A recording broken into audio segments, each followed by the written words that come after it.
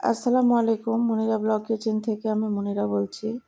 আজ আপনাদের তৈরি করে দেখাবো চিংড়ি মাছ দিয়ে ভেন্ডির একটি স্বাস্থ্যকর রেসিপি। এই গরমের সময় এরকম যদি রেসিপি তৈরি করে খাওয়া যায় তাহলে শরীরের জন্য কিন্তু খুবই ভালো। তো এই রমজানে আমরা কিন্তু সেহরিতে এরকম একটা আইটেম রাখতেই পারি। তো এর জন্য প্রথমে আমি একটা ফ্রাই প্যান বসিয়ে দিয়েছি। তার মধ্যে দিয়েছি তেল, দিয়ে এখন আমি এখানে পেঁয়াজ আর কাঁচামরিচ দিয়েছি। পেঁয়াজ আর কাঁচামরিচটা আপনারা আপনাদের টেস্ট বুঝে দিবেন। যে যে পরিমাণ খেতে চান সেই পরিমাণে বাড়িয়ে বা কমিয়ে দিতে পারেন। তো আমি এখানে আধা কাপের মতো পেঁয়াজ দিয়েছি, 7-8টা কাঁচামরিচ ফালি করে দিয়েছি। এগুলোকে এখন আমি লাল লাল করে ফ্রাই করে নিয়েছি। নিয়ে এখন আগে থেকে পরিষ্কার করে কেটে ধুয়ে রাখা চিংড়ি মাছগুলো দিয়ে নিয়েছি। এখানে আপনাদের চিংড়ির মাছের পরিমাণটা বাড়িয়ে বা কমিয়ে দিতে পারেন। তো আমি এখানে কয়েকটা চিংড়ি মাছ নিয়েছিলাম, মাঝারি সাইজের চিংড়ি মাছ। তো এখন চিংড়ি মাছগুলোকে তেলে ফ্রাই করে নিয়েছি। নিয়ে এখন লবণ, গুঁড়ামরিচ, হলুদ, ধনিয়া, জিরা এগুলো দিয়ে দিব। সবগুলো আমি 1 চামচ করে দিয়েছি, যেহেতু আমার পরিমাণে অনেক কম এর কারণে।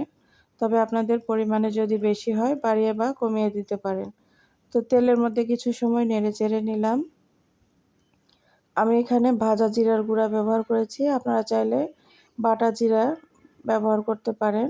তো এখানে একটু পানি দিয়ে নিলাম এই মাছগুলোকে কষিয়ে নেওয়ার জন্য। তো এখানে পানি দেওয়ার পরে একটু নেড়ে চেড়ে দিতে হবে। 2-3 মিনিট জাল করার পরে দেখবেন যে তেল উঠে এসেছে উপর থেকে। তখন এভাবে আবারও নেড়ে চেড়ে নিতে হবে একটু। মশলাটাকে যত ভালোভাবে কষাবেন তরকারির টেস্ট কিন্তু তত বেড়ে যাবে। তো ভালোভাবে আমি চিংড়ি মাছগুলোকে কষিয়ে নিলাম মশলার সঙ্গে। এখন আমি আগে থেকে কেটে ধুয়ে রাখা ভেন্ডি আর আলু এখানে দিয়ে নিচ্ছি। ভেন্ডি আর আলুগুলো এভাবে কেটে নিয়েছি। আপনারা আপনাদের পছন্দ মতো শেপে কেটে ভেন্ডি আর আলুগুলোকে এখন আমি চিংড়ি মাছের সঙ্গে কষিয়ে নিব কিছু সময়। ভেন্ডিগুলো অবশ্যই আগে ক্লিন করে ধুয়ে নেবেন।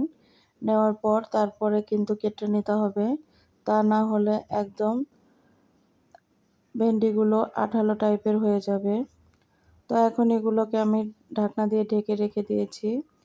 ঢাকনা উঠিয়ে এখন কষিয়ে নিব। এখানে পানি না দিলেও কোনো সমস্যা নেই, ভেন্ডি থেকে পানি বের হবে আর ওই পানিটা দিয়েই সুন্দর মতো কষিয়ে নিতে পারবেন।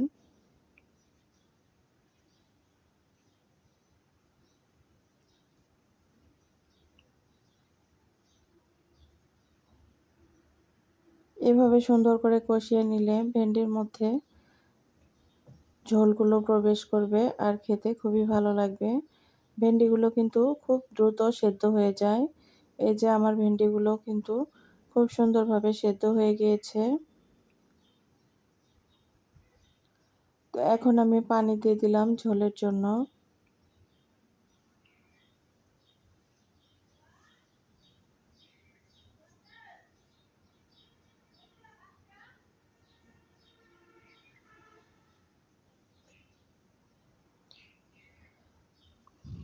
আমি এখানে 2 কাপের মতো পানি দিয়েছি।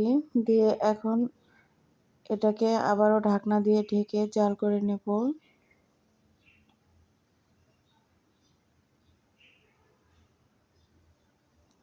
এভাবে ভেন্ডি দিয়ে কিন্তু অন্যান্য মাছও ঝোল করে রান্না করা যায়। তো আমি চিংড়ি মাছ দিয়ে এই রেসিপিটি করেছিলাম। আপনারা যে কোনো মাছ দিয়ে এভাবে তৈরি করে নিতে পারেন।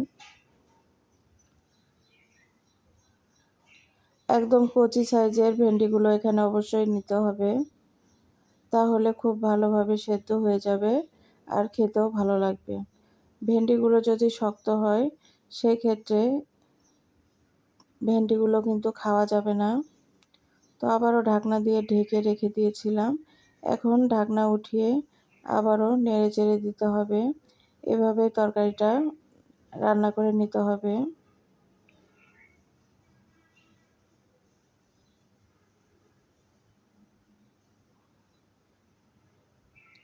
এখন আবারও নেড়ে চেড়ে নেব একটু।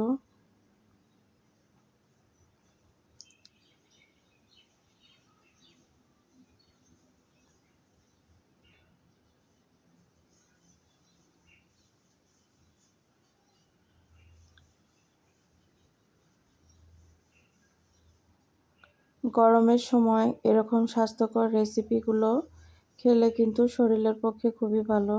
শরীর একদম ঠান্ডা থাকে। আর ভেন্ডিতে প্রচুর পরিমাণে আয়রন আছে, ক্যালসিয়াম আছে, আরও অন্যান্য ভিটামিন আছে। তো এই যে এখন আমি একটু উপর থেকে ভাজা জিরার গুঁড়া দিয়ে নিয়েছিলাম, নিয়ে এখন আবারও একটু নেড়ে চেড়ে নেব। তরকারিটা কিন্তু একদমই প্রায় আমার রেডি হয়ে গিয়েছে। পানিটাও অনেকটাই শুকিয়ে এসেছে। এখন একটু করে নেড়ে চেড়ে দিচ্ছি। এখন চুলাটাকে বন্ধ করে দিব। তরকারিটা আমার একদম রেডি। এই যে দেখুন তরকারির ফাইনাল লুকটা। গরম গরম ভাতের সঙ্গে এই রেসিপিটা একদম পারফেক্ট। আর সেহরির টাইমে যদি ভাত খেতে ইচ্ছা না করে তাহলে এই রেসিপিটা রাখতে পারেন। অনায়াসে 1 প্লেট ভাত খেয়ে নিতে পারবেন। চিংড়ি মাছ দিয়ে ভেন্ডির এই রেসিপিটা কেমন লেগেছে অবশ্যই কমেন্ট করে জানাবেন। আর ভালো লাগলে লাইক, কমেন্ট, শেয়ার করবেন। বন্ধু এবং পরিবারের সঙ্গে শেয়ার করতে পারেন। যারা আমার চ্যানেলে নতুন, এখনও আমার চ্যানেলটি সাবস্ক্রাইব না করে থাকলে প্লিজ সাবস্ক্রাইব করে পাশে থাকবেন।